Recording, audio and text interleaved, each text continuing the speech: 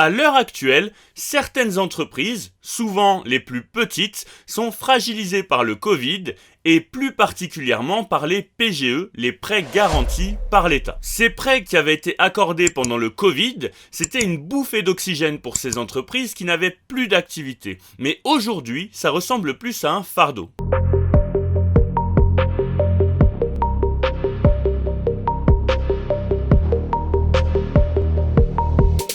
Pour vous contextualiser la chose, il y a environ 685 000 entreprises qui ont bénéficié d'un PGE et ça représente environ 144 milliards d'euros.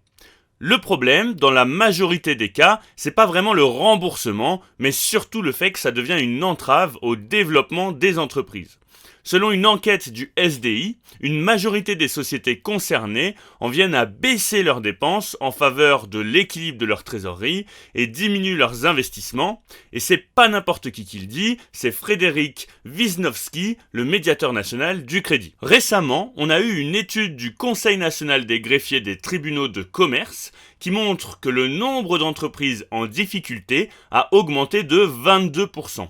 Belle augmentation donc, et dans certains secteurs comme la coiffure, les boulangeries ou encore l'immobilier, les défaillances explosent. En gros, pour un petit commerçant, le PGE c'est une mensualité qui s'additionne avec les frais et les charges, et notamment ceux liés à l'énergie qui ont bien augmenté ces derniers temps.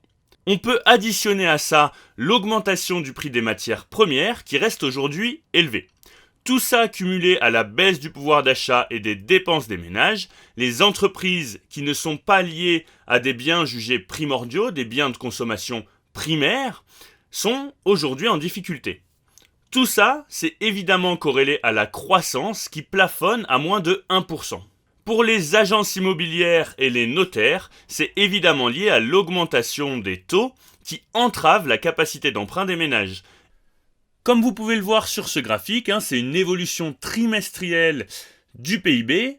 Et dans les contributions, en bleu marine, vous avez la consommation des ménages. Et vous voyez qu'au T3 2021, elle a été très élevée, mais que depuis, elle est en forte baisse. Effectivement, elle est un petit peu plus élevée au T1 2023, mais ça n'empêche qu'on est très faible par rapport à d'autres moments. Évidemment, tout ça concerne principalement des TPE qui représentent quand même 75% des entreprises qui ont bénéficié des PGE. Ce chiffre, il est à relativiser car ça représente seulement 30% du montant total des prêts accordés. Ce qui veut dire que les grosses entreprises représentent une proportion moins importante des entreprises qui ont touché ce PGE, mais par contre, les montants alloués à ces entreprises sont beaucoup plus importants. Donc finalement, c'est plus de 70% du montant total des prêts qui ont été accordés à des plus grosses entreprises. Donc comme je vous l'ai déjà dit, cash is king, et c'est les entreprises qui arriveront à faire le plus de trésorerie qui se sortiront le mieux des périodes de crise. Une entreprise qui n'avait pas de trésorerie avant le Covid a été obligée de faire un PGE et se retrouve aujourd'hui entravée dans sa croissance par le remboursement de ce prêt. Tout ça pour vous dire que analyser la trésorerie d'une entreprise, c'est pas n'importe quoi et il faut le faire parce qu'en cas de difficulté, c'est ce qui va faire que l'entreprise va mieux s'en sortir que les autres. Si on prend par exemple Imerys, c'est l'un des leaders mondiaux dans tout ce qui est spécialité minérale pour l'industrie, donc ça reste un leader mondial. Vous voyez qu'on est sur une tendance baissière. Et on va tout de suite aller voir dans les finances ce qui se passe pour l'entreprise. Hop, je vais même pas regarder tout ça, je vais directement aller voir la situation bilancielle.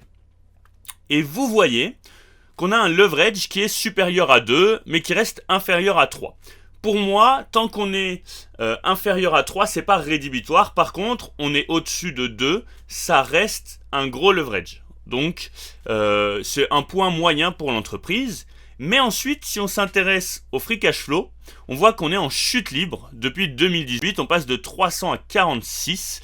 Et ça peut être une des raisons pour lesquelles l'entreprise, elle est sanctionnée en bourse. Parce qu'on est sur une période d'incertitude.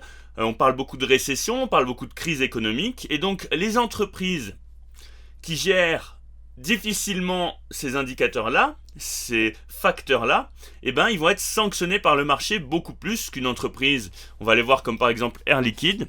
Donc vous le voyez, pour Air Liquide, on est clairement sur une tendance haussière, encore aujourd'hui, alors qu'on a beaucoup d'actions et d'indices comme le CAC 40 qui sont en train de corriger.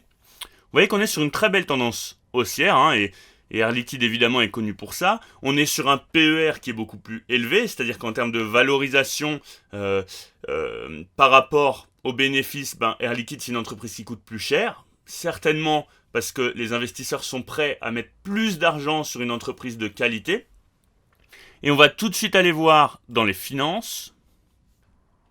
On va tout de suite aller dans la situation bilancielle. Déjà, vous voyez qu'en termes de leverage, on est sur une baisse. Bon, alors ça, c'est pas un indicateur à proprement parler, mais on est en dessous des deux. Vous voyez qu'on a, en 2018, on était quand même à 2,50, mais c'est en période de crise qu'on est en train de vivre actuellement. On est sur une très bonne gestion de la dette finalement de l'entreprise. En termes de trésorerie, vous voyez que c'est stable, mais par contre, si on va voir le free cash flow, vous voyez qu'on on gère bien ce free cash flow, quoi. On n'est pas en baisse, on est en toute petite légère augmentation par rapport à 2018. Et vous voyez que bon, les prévisions ça veut rien dire, mais vous voyez qu'on a des prévisions qui sont bonnes, pardon. Donc c'est une entreprise qui gère la chose. Imerys, on peut avoir des inquiétudes, les investisseurs peuvent avoir des inquiétudes dans le sens où on a l'impression que c'est pas forcément bien géré. Après, ce qu'on pourrait regarder pour Imerys, c'est les investissements qui ont été faits. Est-ce que c'est des investissements d'avenir? Et là, à la rigueur, on pourrait réfléchir sur finalement l'utilité de cet endettement. Est-ce qu'il va servir à pouvoir générer plus de trésorerie? Et à ce compte-là, peut-être que ça pourrait être un investissement intéressant. N'hésitez pas à me donner en commentaire les actions que vous voulez que j'analyse. Prochainement, je vais vous faire une vidéo sur mon compte titre, mon portefeuille compte titre. Je vous ai fait le PEA récemment, donc prochainement, vous aurez mon compte titre. N'hésitez pas à liker, commenter et vous abonner, c'est comme ça que fonctionne la chaîne.